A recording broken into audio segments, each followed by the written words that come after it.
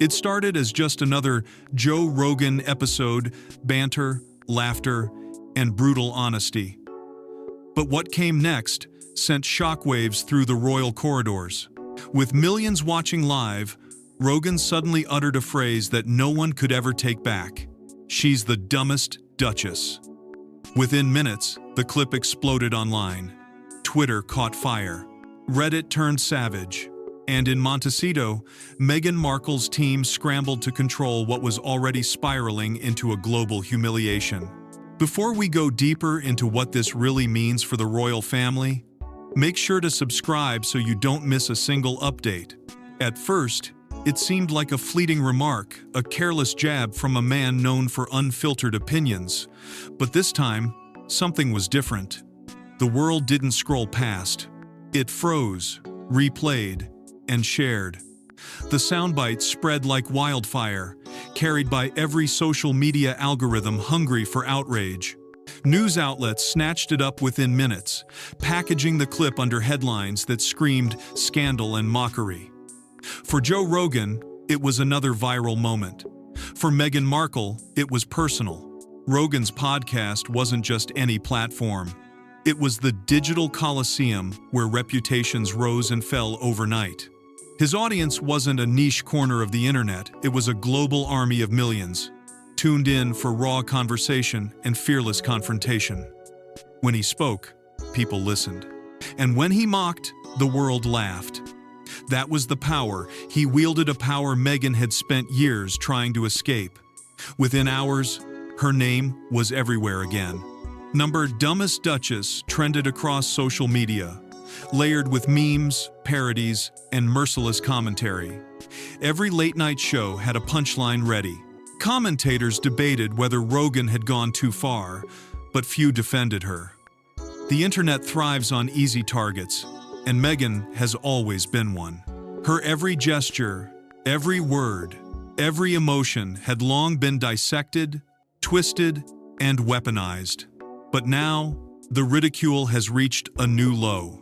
Inside the royal watching circles, opinions were sharply divided. Some royal commentators chuckled at Rogan's audacity, calling it blunt but fair. Others recoiled, arguing it crossed the line into cruelty. But beneath their commentary lay a deeper truth. Rogan's insult had hit a nerve that stretched far beyond a celebrity feud. It had reignited an old debate. Was Meghan truly misunderstood, or had she become everything she claimed to despise? The irony was bitter. Meghan had built her post-royal identity on empowerment and independence. She had fought against silence, claimed her voice, and demanded respect. Yet here she was again, reduced to a headline, her worth debated in podcasts and comment sections. What was meant as a throwaway comment had become a mirror reflecting her deepest fears, that no matter how far she ran from the palace, it would always define her. The media frenzy swelled. Analysts dissected Rogan's tone, Meghan's silence, and Harry's potential reaction. Every public figure chimed in, some defending Meghan as a victim of misogyny, others mocking her as a symbol of modern entitlement. The narrative spun wildly out of control, feeding the machine of clicks and outrage.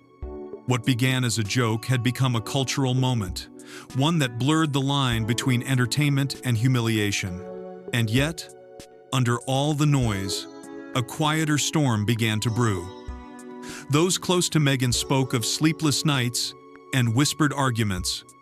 Her team debated strategy. Should they confront Rogan or let it die out? But deep down, everyone knew this wasn't over. The insult had cut deeper than words. It had reopened old wounds, the ones the crown had left behind, the ones fame refused to let heal. Because it wasn't just a podcast. It was about power. It was about a woman who had dared to challenge an institution, now being dragged through another public trial, this time, not by tabloids, but by culture itself. The world was laughing.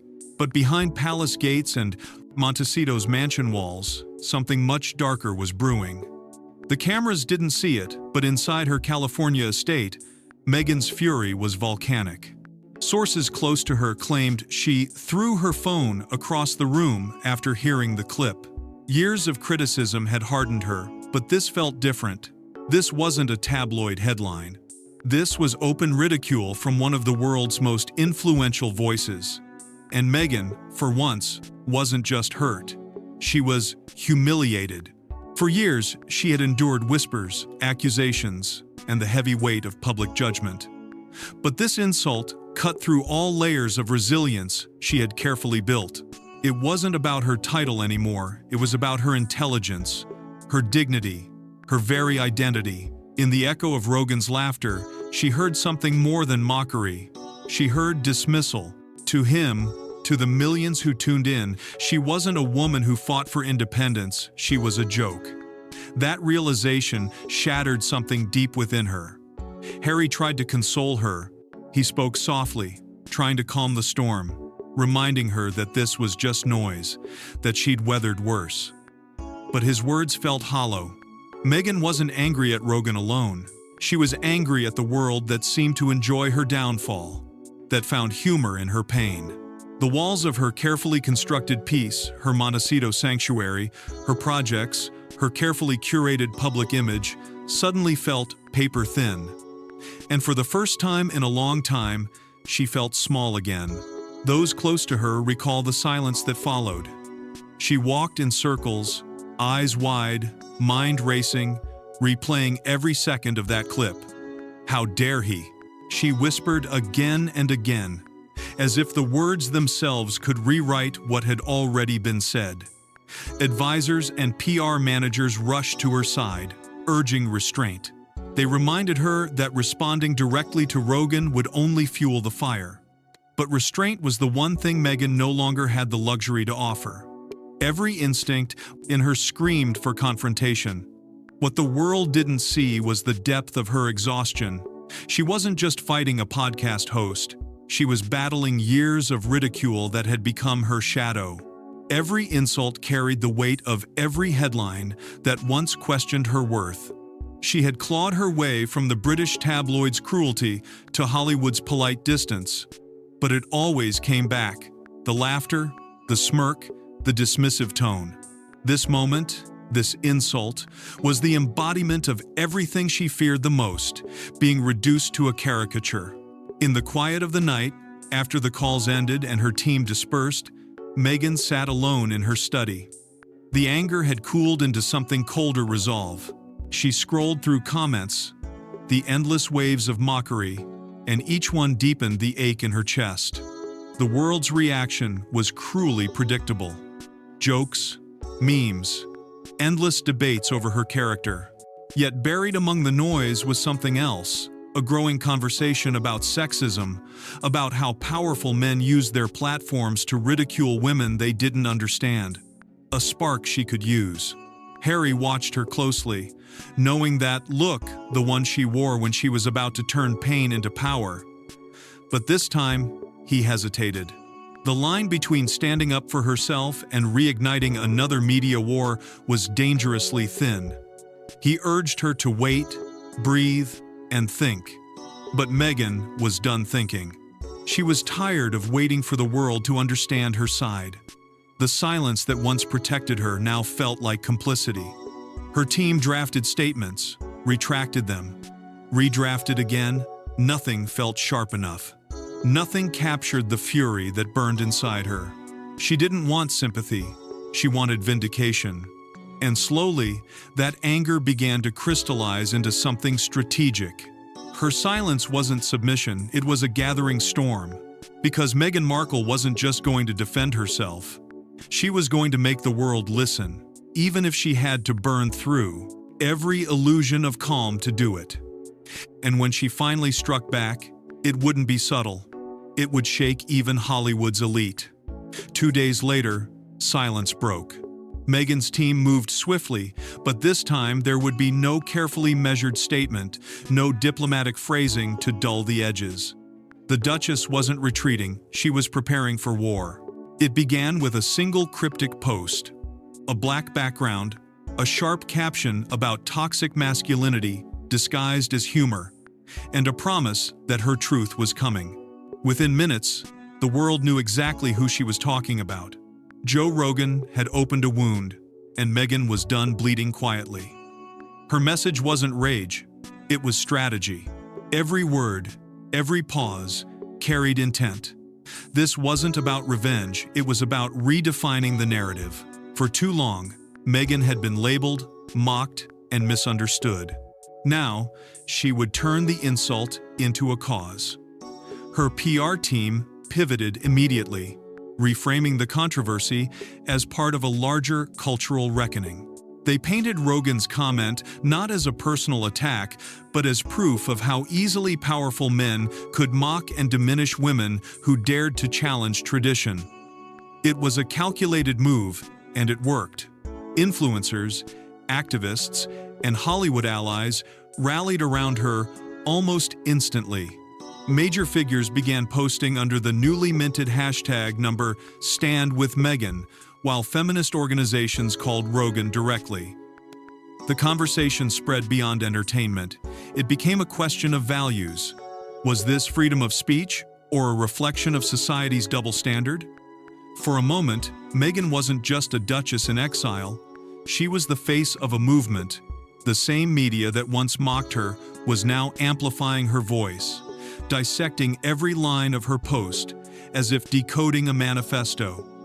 But with every wave of support came an equal wave of fury. Rogan's followers struck back, flooding timelines with counter-arguments and memes. They accused Meghan of playing the victim, of turning criticism into opportunism. What began as an insult had now become a cultural fault line, dividing audiences worldwide. Podcasts, talk shows, and late-night hosts debated the feud like a national crisis. Was Rogan cruel or just honest? Was Meghan brave or manipulative? The world picked sides, and neutrality was no longer an option. Still, Meghan had the upper hand. The real blow came when her team dropped a 30-second teaser from an upcoming interview, her first in months. The clip showed her sitting in silence, eyes fierce, voice steady as she said, "When people profit from women's pain, that's not comedy. That's cowardice." It was raw, bold, and unmistakably directed at Rogan. The internet erupted again, but this time the tone was different. There was power in her calmness, in the way she turned humiliation into defiance. Every outlet replayed the clip. Every social feed carried her quote. Even her harshest critics admitted it was a masterstroke. She wasn't reacting, she was reclaiming. And for the first time since Rogan's insult, Meghan was not defensive. She had taken control of the story, reframed it, and set the stage for something far greater. But while Meghan fought in the open, her every word reaching millions, another battle was unfolding quietly behind closed doors. Because as she declared her defiance to the world, the royal institution was watching, and they weren't sympathetic. Inside Buckingham Palace, there was no laughter, only quiet calculation. Courtiers whispered that King Charles himself had been briefed. The royal family had long distanced itself from Meghan's Hollywood drama, but this was different. The monarchy's name was once again tied to a public spectacle. As one insider said, every time she fights, it drags the crown with her. Silence wasn't neutrality anymore, it was a strategy. Behind those gilded doors, tension simmered. Palace aides gathered in hushed meetings, balancing their teacups as if afraid to spill more than just the liquid inside. Every conversation carried the same question. Should they respond or let the chaos burn itself out? Tradition dictated silence. The crown, after all, never complained, never explained. But in an era of 24-hour news cycles and viral outrage, silence was no longer safe. It was a risk. The monarchy, once untouchable, now found itself woven into a narrative it could no longer control. Reports suggested that King Charles, ever cautious, ordered restraint. He viewed Meghan's feud with Rogan as a distraction, not a disaster. But others weren't so patient. Prince William, according to palace sources, was furious. The idea that the monarchy's reputation could be dragged into yet another headline because of his brother's wife reportedly reignited old frustrations. For William, the royal brand was a sacred symbol of continuity and discipline. And yet, time and again, it was being pulled into the chaos of modern celebrity warfare. Advisors debated strategy behind closed doors. Some urged an official statement condemning Rogan's remark, framing it as a defense of women rather than Meghan herself. Others warned that any intervention would only validate her relevance and invite another wave of scrutiny. "If we comment," one aide reportedly said, "we step into her world. And once you step into her world, you don't come back clean." The line between tradition and modern media had never felt thinner. The unease ran deeper than anyone admitted. The royal family's struggle was not just a controversy, it was about control. For centuries, the monarchy mastered the art of silent influence. But in this new age of podcasts, social media, and viral outrage, their silence no longer shaped perception and surrendered it. The internet didn't wait for official responses. It wrote its own version of the truth. And every meme, every hashtag, chipped away at the institution's mystique. Inside the palace, aides feared another media circus moment. Memories of Oprah's interview, of the global shockwaves it sent, still haunted the staff. Every mention of Meghan's name triggered the same dread, not because of who she was, but because of what she represented. The tension between the old world and the new, between monarchy and modernity, between silence and survival. The institution was watching her every move, but it could no longer predict her next one. Even the issue of free speech began to divide the corridors. Some sympathized with Rogan, calling his remark crude but honest. Others saw it as emblematic of the disrespect Meghan had long endured. But the debate wasn't about right or wrong. It was about optics. The crown existed on perception, and perception was slipping from its grasp. And at the center of it all was Harry, once the monarchy's beloved rebel, now its most complicated liability. Insiders whispered that he had reached out privately, attempting to mediate between the storm surrounding Meghan and the palace's growing frustration. But it was too late. His world and theirs no longer aligned. He was caught again between duty and devotion, heritage and heart. As London strategized in silence, Meghan's world was shifting thousands of miles away. Because just as the palace debated damage control, a voice from her past was about to step into the chaos, one she never expected to hear from, and one that would turn the entire narrative upside down. When a figure from her past publicly defended her, the world gasped. Piers Morgan, the man who once led the charge against Meghan Markle, had done the unthinkable. In a tweet reverberating through media circles, he wrote that Joe Rogan's remark had crossed the line. The post spread like wildfire, igniting confusion, disbelief, and shock. For Meghan, it was surreal. The man who had once built his reputation tearing her down was now calling for decency. Enemies were becoming allies, and allies were suddenly silent. Behind closed doors, Meghan's team was stunned. Even her closest advisors hadn't anticipated this twist. There was quiet satisfaction in the air, mixed with disbelief. Meghan herself was said to have stared at the screen in silence, her lips parting in something that wasn't quite a smile. After years of being called manipulative, attention-seeking, and insincere by Piers Morgan, his unexpected defense was almost poetic. It wasn't forgiveness, but it was validation, the kind that no PR campaign could buy. The world reacted instantly. Headlines couldn't get enough of it. Piers defends Meghan. The critic turns protector. Is this a turning point? Commentators scrambled to interpret his motives. Some believed it was an attempt at redemption. Others claimed he was simply seizing another opportunity to dominate the news cycle. But for once, the spotlight wasn't on Meghan's flaws. It was on society's cruelty. Conversations began to shift from mockery to introspection. Was this what the modern world had become? A place where empathy only arrived after someone had been publicly broken? Social media was torn in half. Some hailed Piers's reversal as a sign that maybe the tide of public opinion was finally changing.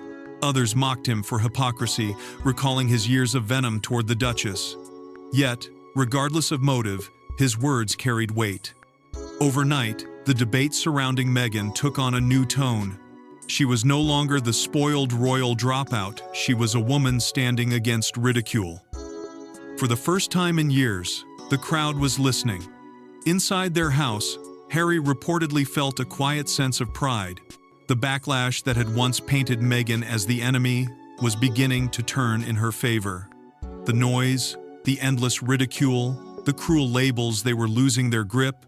He saw strength returning to her, the same determination that first drew him to her. For Meghan, it wasn't just about winning public sympathy. It was about regaining her dignity. She had endured years of headlines, questioning her worth. Now, the narrative was cracking, reshaped by irony and truth. The shift was undeniable.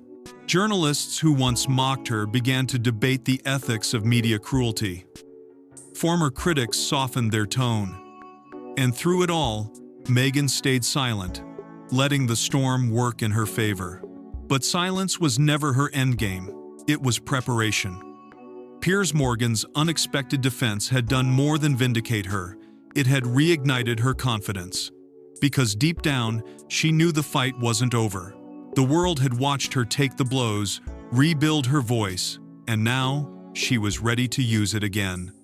And then, as if fate demanded a final reckoning, Joe Rogan responded, unfiltered as ever. Rogan didn't back down. In a follow-up episode, he laughed off the backlash, saying, "If calling out hypocrisy makes me the bad guy, so be it." His tone was casual, almost mocking, but his words poured gasoline on an already raging fire. The clip spread like wildfire, flooding social media feeds. His fans roared with approval, cheering him for refusing to bend to what they called Hollywood outrage. But something in the air had shifted. This time, the laughter carried a sharper edge. For the first time, Rogan seemed to underestimate how far Meghan was willing to go when pushed to the edge. His defense was unapologetic, even triumphant. He painted himself as the voice of reason in a world ruled by cancel culture, claiming Meghan's reaction proved his point. To him, it was all theater for another skirmish in the endless war between free speech and sensitivity. But what he failed to see was that this was no longer about humor. For Meghan, this was about identity, legacy, and power. Every joke now carried the weight of every insult she had endured, and Rogan's refusal to step back turned a controversy into a confrontation. Public reactions split the internet in two. His supporters hailed him as fearless, a man who said what others were too afraid to. Meghan's defenders, however, saw cruelty masquerading as courage. The media seized the divide, framing it as a cultural battle, comedy versus compassion, freedom versus fairness. Late-night hosts debated it, journalists dissected it, celebrities took sides. For days, the story dominated global headlines, turning into something far larger than a feud. It was no longer about a duchess or a podcaster. It had become a referendum on modern discourse itself. Inside Montecito, Meghan's team moved into crisis mode. Legal advisors were quietly called in. There were whispers of defamation, questions of intent, and hours spent analyzing transcripts. Some within her circle urged restraint, warning that legal action would only fuel Rogan's narrative of persecution. Others insisted this was the moment to strike back, to reclaim the dignity that had been stripped away. And while Meghan listened, her silence was telling it wasn't submission, it was calculation. She was studying Rogan the way he had studied his guests, waiting for the perfect moment to counterpunch. Harry, meanwhile, found himself caught once again in a familiar storm. He wanted to protect his wife, but feared reigniting another global spectacle. Friends close to him described sleepless nights and tense exchanges. Harry pleading for calm, Meghan standing firm in defiance. It wasn't just about public image anymore. It was about principle. For Harry, Every word Rogan spoke echoed the same ridicule his mother once faced, the same cruelty dressed as commentary. And that, more than anything, made this battle deeply personal. As the feud intensified, even Rogan's audience began to fracture. Some loyal listeners started questioning the tone, the relentless mockery. Was it still comedy, or had it turned into cruelty? The line between wit and malice began to blur, and Rogan, so used to being untouchable, suddenly found himself under scrutiny. The arrogance that once fueled him now looked like recklessness. By now, the story had outgrown its players. It wasn't just about Meghan and Rogan anymore, it was about what they represented. Two worlds colliding. Old power against new defiance, cynicism against vulnerability. The feud had become symbolic of something deeper. A society tearing itself apart over who gets to speak, who gets to laugh, and who pays the price when words cut too deep. And just when it seemed the conflict had reached its boiling point, when both sides had said all they could, Meghan made a move that no one saw coming. A decision so bold that even her closest allies were left in stunned silence. In a televised special titled "The Price of Being a Duchess," Meghan broke her silence before millions. Her voice was steady, but her hands trembled as she spoke about the cost of living under constant scrutiny, the exhaustion of defending her humanity, and the pain of being reduced to a headline, or worse, a punchline. "For years," she said, her words cutting through the silence, "men who never met me have built careers mocking my life. They don't know my truth, they only know my name." Viewers across the world fell quiet. By the time the interview ended, social media was in meltdown. This wasn't a statement, this was resurrection. The timing was no coincidence. Meghan's team had strategically chosen the exact week of Rogan's highly publicized live event, ensuring that her story would dominate every feed, every headline, every trending list. It was a move as bold as it was ruthless. Overnight, the power dynamic shifted. For months, Rogan had defined her through his laughter. Now, she was defining herself through her pain. Her message wasn't just emotional, it was surgical. Every sentence, every pause, seemed to cut into something deeper. Fame, misogyny, and the unbearable loneliness of being misunderstood. The interview was raw, even haunting. Meghan spoke of sleepless nights, of losing her sense of self in the glare of public ridicule. She admitted to moments of weakness, of anger, and of questioning whether her fight for independence had been worth it. Yet through her vulnerability came strength. "I refuse to be silent," she said softly, "because silence protects the wrong people." It was a line that instantly went viral, quoted by activists, influencers, and journalists who hailed it as her defining moment. The woman once painted as manipulative and entitled was suddenly being seen as courageous, articulate, and painfully human.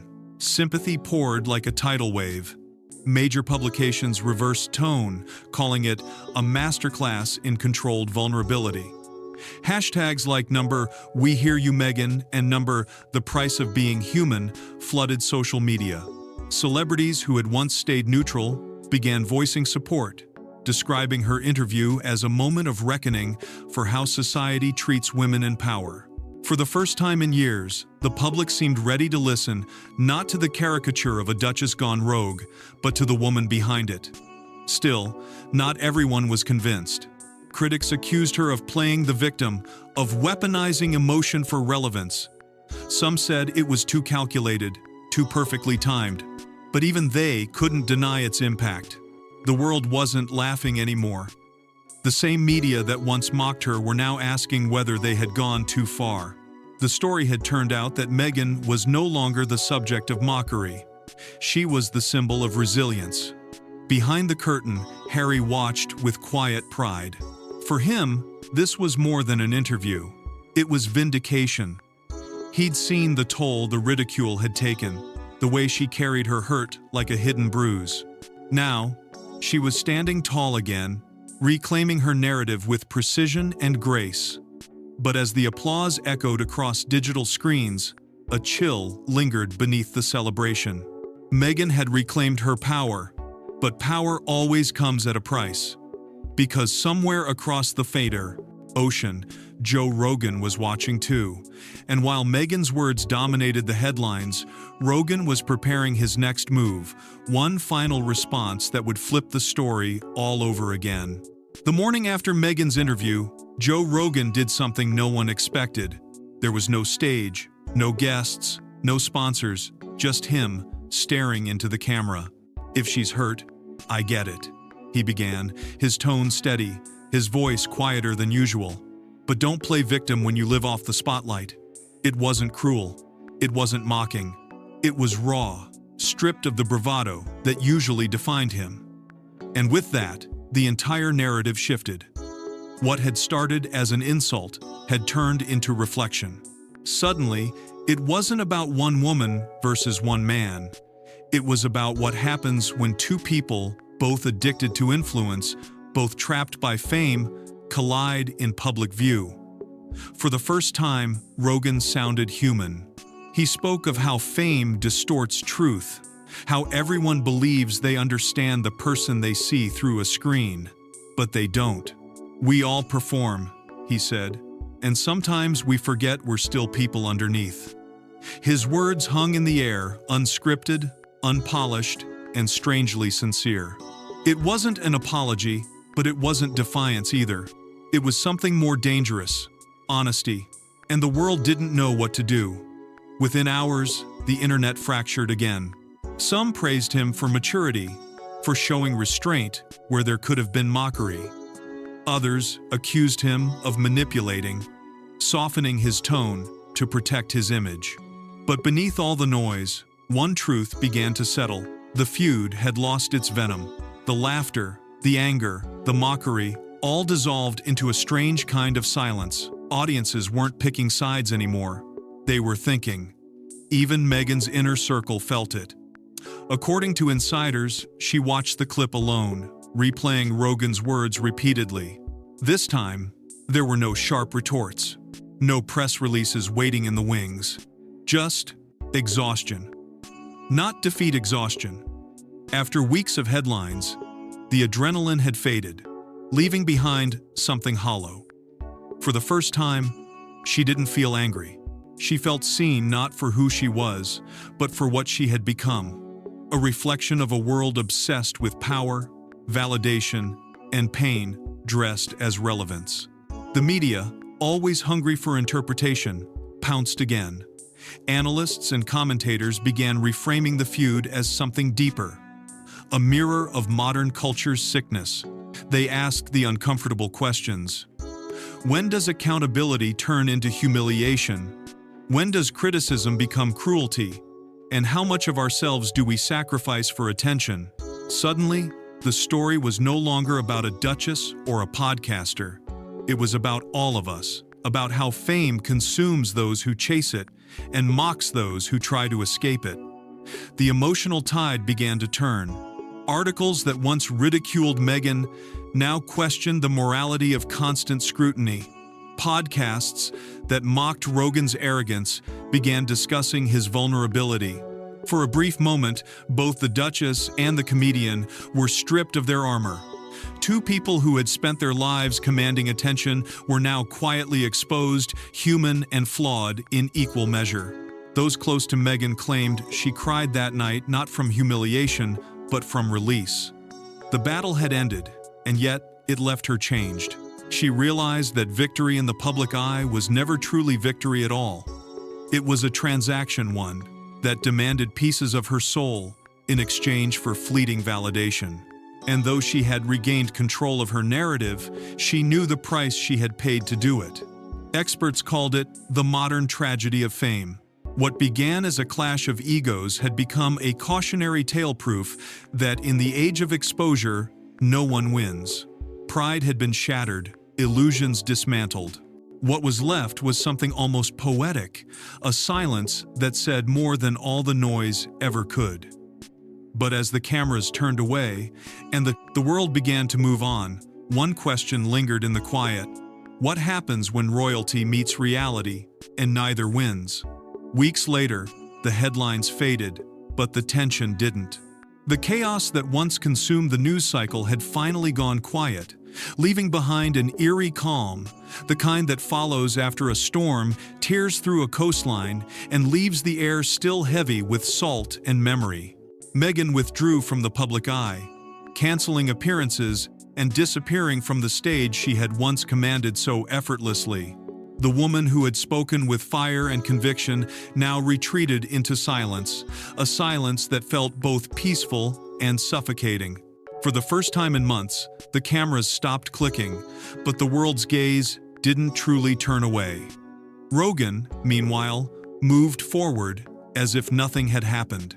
His podcast continued, his audience grew, and the controversy that once threatened to swallow him became fuel for his legend. In the realm of public opinion, he emerged as neither villain nor victor, just inevitable. His ability to weather outrage only reinforced the mythology he'd built around himself, the man who couldn't be canceled, the voice too loud to be silenced. But somewhere beneath that bravado, there was a shift, subtle, almost imperceptible. His tone softened, if only slightly. The laughter that once rang cruel now carried an echo of self-awareness, as though even he had been changed by what had transpired. Analysts and cultural critics dissected the aftermath like scholars of a modern war. Some claimed Meghan had won, that her interview reclaimed her narrative, restoring her dignity and forcing society to confront its obsession with tearing women down. Others argued Rogan had triumphed, that he'd stood firm, unbothered, proving the resilience of unfiltered speech. But those who looked deeper saw something different. There were no winners here. The feud had stripped away the illusion of control that both had built their identities on. It exposed not just their vulnerabilities, but the fragility of fame itself. How easily it devours even those who believe they can command it. In Montecito, whispers circulated that Meghan spent her days in quiet reflection, surrounded by her family but distant in thought. She wasn't plotting a comeback or planning her next statement.